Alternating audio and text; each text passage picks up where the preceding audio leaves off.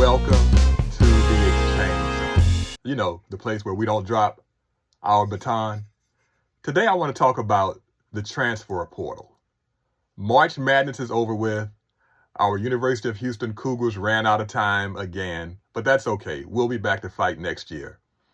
But the transfer portal opened, and it made me think. I started doing some research and found out in 2023, over 31,000 student athletes entered the transfer portal. What is the transfer portal?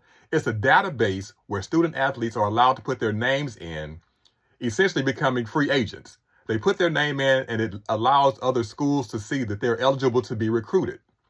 Why is this a problem? Because you don't know whether your student athletes will enter the transfer portal or not. And so it's causing coaches to have to rethink how they do things. Typically, they recruit the high school athletes and they bring them on board and they try to keep them. And then they play their 3, 4, 5, or with COVID, 6 or 7 years now.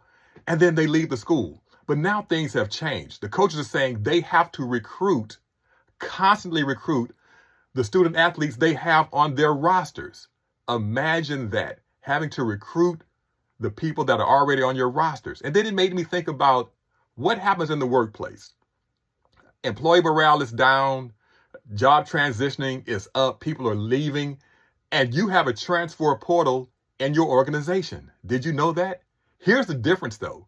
When your employees decide that they want to enter the transfer portal, they don't have to put their name in a database, and you don't even know. So they're out there looking for other opportunities, being recruited by other companies, researching other companies, trying to find other jobs, trying to leave you. Why? Because you're not continuously recruiting them. I heard somebody say in a session I was at that it's just like dating. You have to continuously date. You have to continuously engage your spouse, your significant other.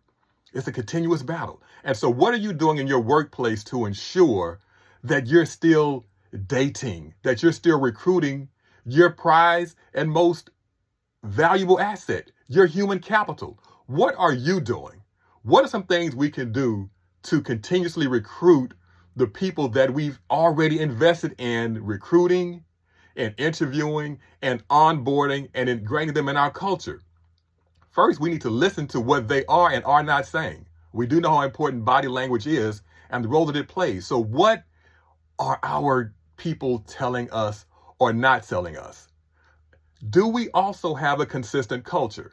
Does our culture match our language? Is it the same thing that we used when we were recruiting, when we were interviewing, when we were onboarding them? And then what is our relationship like with our people? Are we moving from a transactional relationship to an actual relationship? Are we moving from it being a transaction experience to a relational experience? We say we care, but do we really care? Do we show that we care? Do we act like we care? And then what are we doing to improve people's position? Just like student athletes want to get better and some want to go to the next level, what are we doing with our staff? What are we doing with our human capital? Are we improving their position? Are we putting them in position to be successful? Do we care about their needs, their wants, their wishes, their desires? And you know me, the thing I believe is everybody's your customer.